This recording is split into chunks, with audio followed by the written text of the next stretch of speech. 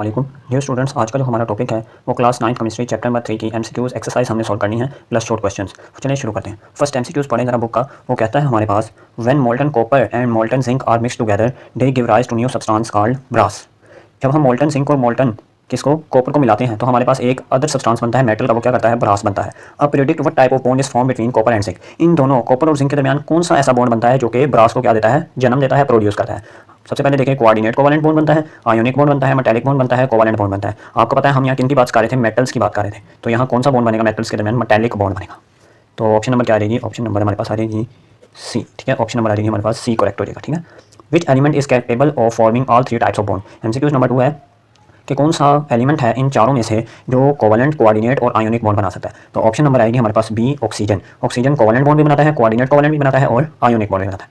तीसरा MCQs, why is H2O a liquid while H2S is a gas. H2O liquid क्यों है और H2S gas क्यों है, इसकी वजह बताएं। Because in water the atomic size of oxygen is smaller than the sulphur.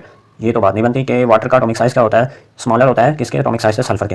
Because water is a polar compound and there exist a strong polar force of attraction between molecule. ये कुछ हद तक क्या कहते हैं, सही है।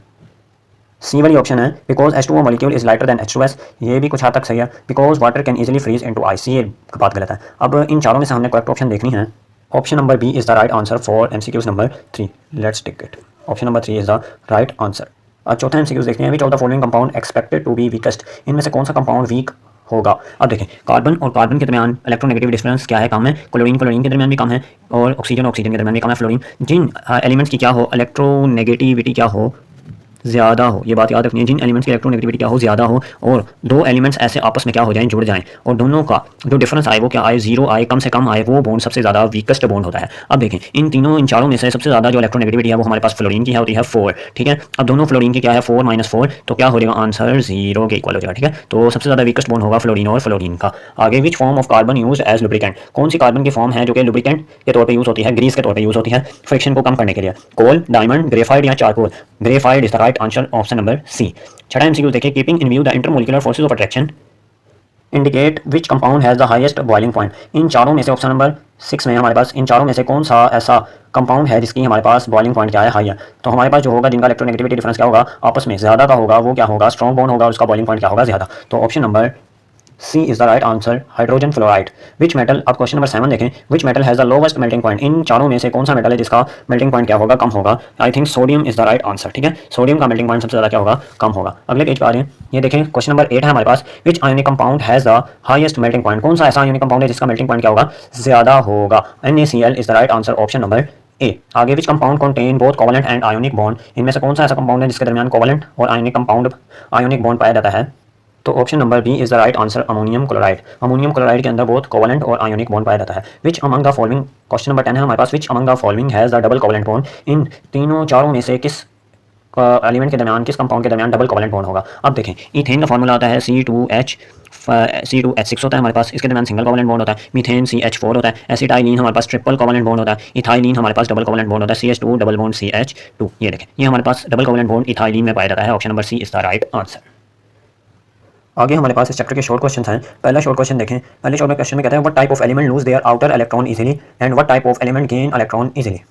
तो हमारे पास आंसर बनेगा, the element of group 1 element in the periodic table called alkali metal. जो पीरियोडिक टेबल का नंबर 1 ग्रुप है उसका नाम है अल्कली मेटल। वो इलेक्ट्रॉन क्या करते हैं, लूज कर देते हैं इजीली स्टेबल होने के लिए। ठीक है, यही आप लोग आंसर लिखेंगे। और वो ग्रुप 7 जो है हमारे पास हेलोजेंस का, वो क्या करता है, इलेक्ट्रॉन को गेन करता है इजीली और अपनी स्टेबिलिटी को क्या करता है, बरकरार रखता है। ठीक है, ये आंसर नंबर 1 हो गया हमारे पास। दूसरा शॉर्ट क्वेश्चन है, why do lower molecular mass covalent compound exist as gases और have low boiling liquids.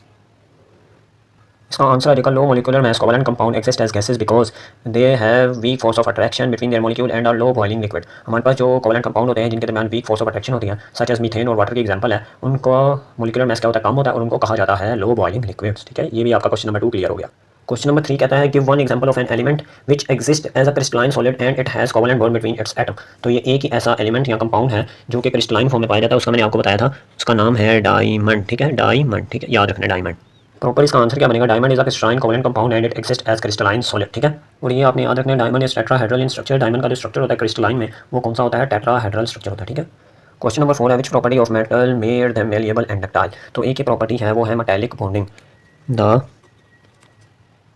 Property of metal that made them malleable and ductile is metallic bonding जो है वो इन्हें क्या बनाती है, मेलिएबल एंड डक्टाइल बनाती है। ये साथ आप लोग डायग्राम बनाएंगे मेलिएबल और डक्टाइल में, ठीक है। क्वेश्चन नंबर 5 है हमारे पास, इस coordinate covalent bond is a strong bond. Yes sure, yes coordinate covalent bond is a strong bond. Reason आपको बताता हूँ। रीज़न इसका यह है कि ये एक दफ़ा ही बनता है कोऑर्डिनेट कोवेलेंट बॉन्ड, लेकिन इसके बनने के बाद ये एक्ट लाइक का कोवेलेंट बॉन्ड बिहेव करता है, ठीक है। और इनके दरमियान फिर इलेक्ट्रॉन की sharing, mutual sharing of electron होती है। ये हमारे पास आंसर बनेगा, ये आप लोगों ने एज इट इज़ लिख देना, ठीक है। ओके, हमारे पास क्वेश्चन नंबर 6 है, write down the dot and cross formula of HNO3। ये हमने HNO3 का हाइड्रोजन नाइट्रेट, हमारे पास HNO3, इसका क्या लिखना है, हमने डॉट एंड क्रॉस फार्मूला लिखना है नाइट्रिक एसिड का। ये HNO3 का डॉट और क्रॉस फार्मूला होगा। चेक करें, ऑक्सीजन के वैलेंस शेल में 6 इलेक्ट्रॉन होते हैं, नाइट्रोजन के वैलेंस शेल में कितने होते हैं, 5। तो उसी हिसाब से हमने डॉट और क्रॉस फार्मूला बनाया है। ऑक्सीजन के सॉरी ये 6 पूरे नहीं लिखे हुए, ये मैं 6 पूरे कर देता हूँ। 2 मिनट, ये 2 और उसके ऊपर भी कितने आ जाएंगे, ये देखिए, अब ऑक्सीजन की वैलेंसी क्या होगी, पूरी होगी। ये हमारा आज का लेक्चर था। उम्मीद है आपको अच्छी तरीके से समझ आया होगा। मिलेंगे नेक्स्ट वीडियो में। बेटा जी तब तक के लिए क्या हो जाएगा, अल्लाह हाफ़िज़। चैनल को सब्सक्राइब कीजिएगा और वीडियोज़ को लाइक कीजिएगा।